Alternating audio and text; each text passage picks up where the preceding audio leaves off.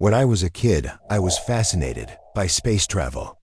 I would pore over books about the original Apollo missions to the moon and rapturously read anything that could take me close to the adventure, the planning, or the stunning ingenuity of the whole thing. I was only one when Neil Armstrong and Buzz Aldrin made that first exhilarating climb down the 6 or 7 steps onto the moon's surface. As a young boy, I dreamt of doing the same, not yet discouraged by my lack of ability in maths nor my claustrophobic terror of small enclosed spaces. By the time I was 17, harsh reality had long replaced those dreams.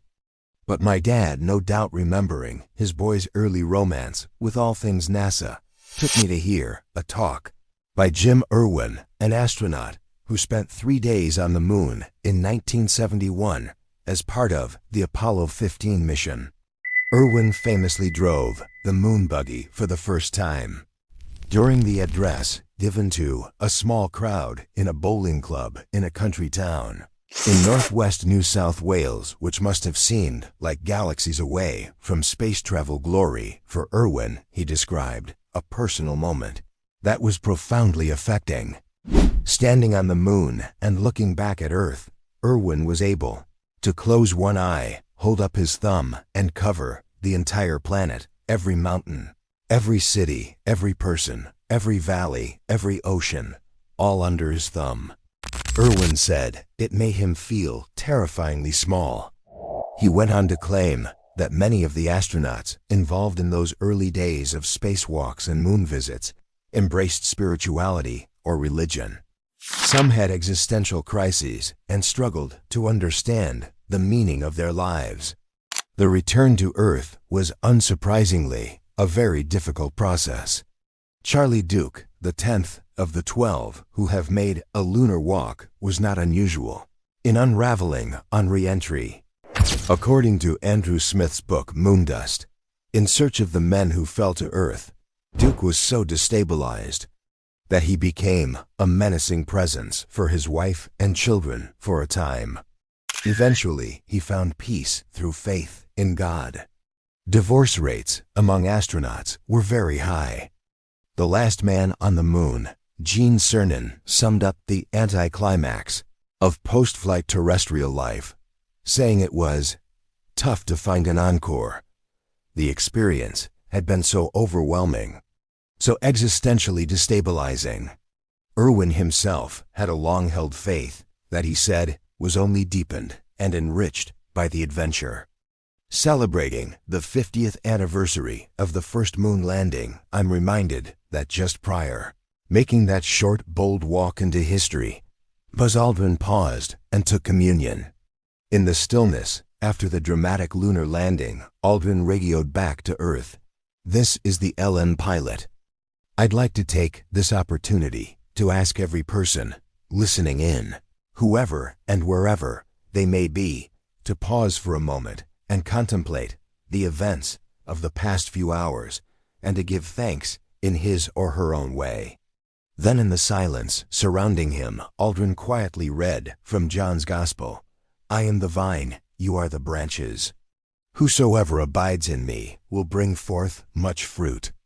Apart from me, you can do nothing," before taking in bread and wine that he'd brought specially for the occasion. It's a striking thing that in this moment of astonishing human achievement, perhaps the zenith of scientific endeavor, to that point in time, a key player in the drama was reaching for something spiritual to make sense of the experience. Beyond the intricate planning, the complex equations, the stunning technology required to get to that place in a moment of sheer wonder and awe, the human tendency to reach for non-material ways to interpret what's going on is undeniable. To reach for that which is beyond ourselves. At that moment, Aldrin clearly felt his own helplessness, perhaps dependence on a creator. Aldrin came to regret his decision to publicize the communion service because he felt it didn't adequately represent all people back on Earth.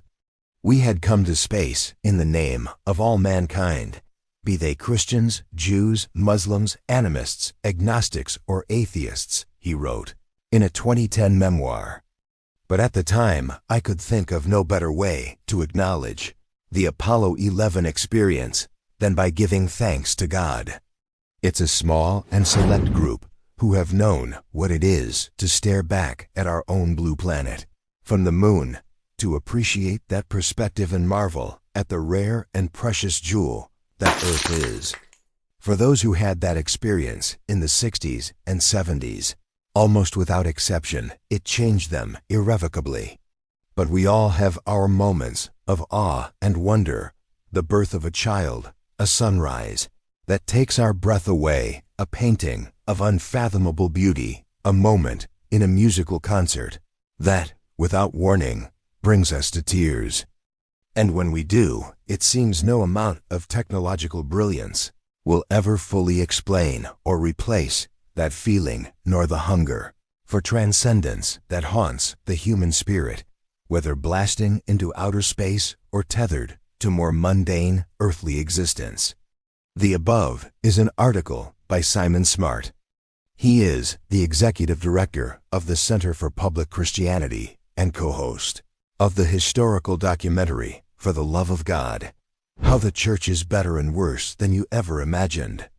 As I reflect on the moon landings and the profound experiences of astronauts like Buzz Aldrin and Jim Irwin, I'm struck by the raw vulnerability of their awe. Standing on the moon, they saw Earth reduced to a fragile speck, a humbling reminder of our smallness in the cosmic tapestry. This perspective stirs something deep within me, a yearning to connect with something greater, to find meaning beyond the equations and machines that carried them there. Their stories teach us that life's most transformative moments, whether on the lunar surface or in everyday wonders, awaken a universal hunger for transcendence.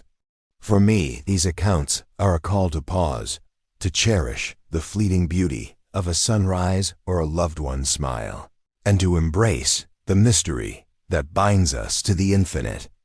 It's a reminder that no matter where we stand, we're all reaching for the stars in our own way.